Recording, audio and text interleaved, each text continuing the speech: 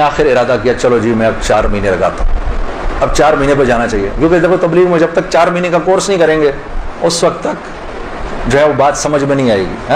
داڑھی کبھی بڑھے گی، کبھی چھوٹی ہو جائے گی، کبھی سر پہ ٹوپی آئے گی، کبھی اتر جائے گی۔ 4 مہینے لگانے ضروری ہوتے ہیں، ٹھیک ہے، کام کو سمجھنے کے لیے، کیونکہ پہلے 40 دن جو ہے وہ دنیا کا جو ہے نا وہ رنگ اترتا ہے پہلے 40 دن میں، زنگ اترتا ہے پہلے، پھر اگلے 40 دن کے اندر تبلیغ کا تھوڑا رنگ چڑھتا ہے، پھر اس سے اگلے 40 دن میں کچھ اللہ کی معرفت نصیب ہوتی ہے، کچھ تعلق بنتا ہے جا کر، پھر اگر وہ جڑا رہے تو پھر اللہ اس کو سوسائٹی پروف بنا دیتا ہے، اس کے اوپر لوگوں کی باتوں کا اثر نہیں ہوتا، پھر ایسے لوگ جہاں بھی جاتے ہیں ماحول بن جاتا ہے، خود بخود ہی ماحول بن جاتا ہے۔ اب میں نے ارادہ کیا جی 40 دن لگانے ہیں، میں اور 40 دن کا 4 مہینے لگانے ہیں، میں نے اپنے دوست کے ساتھ مل کے ارادہ کر لیا۔ خیر وہ ہم کمزور، ہم نے مئی جون میں نکلنا تھا، مئی جون آیا، وہ تو نکل گیا، میں نہیں نکلا۔ ایک دن اس کا مجھے فون آتا ہے، یہ ہے جی 16 اکتوبر کی بات 2001، اس کا مجھے فون آیا، جنید بھائی السلام علیکم، میں 4 مہینے لگا کے آ گیا۔ میں نے کہا ہے 4 مہینے ہو گئے؟ کہا ہاں ہو گئے، گزر گئے کتنے ہی 4 مہینے گزر گئے زندگی سے۔ میں نے کہا 4 مہینے گزر گئے؟ کہتا لیکن مجھے پتا نہیں میرے 4 مہینے کیسے لگے، ضائع ہی ہو گئے۔ میں نے کہا وہ کیسے؟ کہا میں 4 مہینے کے لیے اپنے ابا کو ساتھ لے گیا جنید بھائی، وہ بیمار رہتے تھے، ان کا پیشاب پخانہ مسجد میں نکل جاتا تھا بستر میں ہی، یقین کرو روزانہ جنید بھائی میں نے کچھ نہیں کیا، صرف اپنے باپ کا پیشاب پخانہ صاف کیا۔ 4 مہینے اس کی اس بات نے مجھے اندر سے ہلا دیا کہ کسی انسان کو اپنے باپ کی ایسی خدمت کرنے کا موقع ملا ہو، اور کہتا ہے پتہ نہیں میرے 4 مہینے تو کیا ہی لگے، میں تو سارا وقت باپ کی خدمت ہی کرتا رہا 4 مہینے۔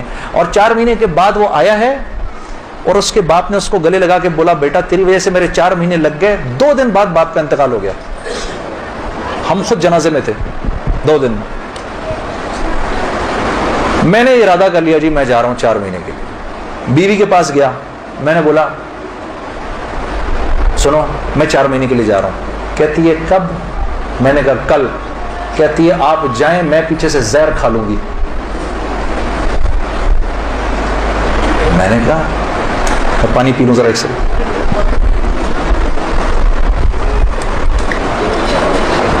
میں نے کہا یار اب میں سوچ رہا ہوں یار یہ چانس لیا جائے نہ لیا جائے، موقع تو بہت اچھا ہے۔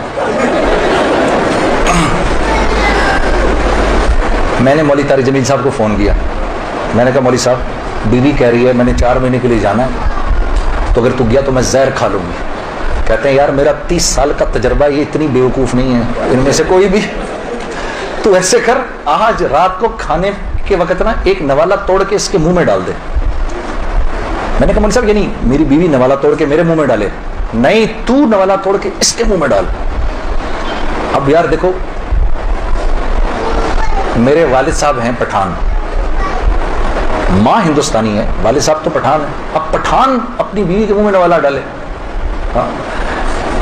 ویسے ہی ایک شرم آتی ہے اتنی، لیکن ہم ویسے ہی شرم آ رہی ہے۔ میں کہا کس طرح کروں گا میں؟ ہم بیٹھے ہوئے میں کھانے پہ بیٹھے، مجھ سے کہہ رہی آپ کھا کیوں نہیں رہے؟ میں نے کہا کھاتا ہوں۔ آخر میں نے دعا پڑھی جل تو جلال تو صاحب کمال تو آئی بلا کو ٹال تو، نوالا بنا کے بیوی کے منہ میں ڈال دیا۔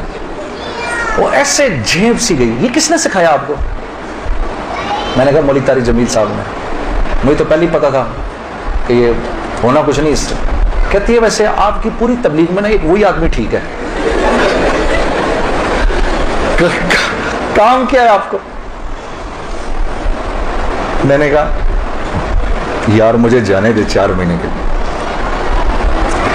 پھر میری بیوی نے میرا بیگ بنایا 4 مہینے کے لیے، اور اس اللہ کی بندی کے لگے 4 مہینے، میرے تو نہیں لگے، میں تو دنیا بھر میں گھومتا رہا۔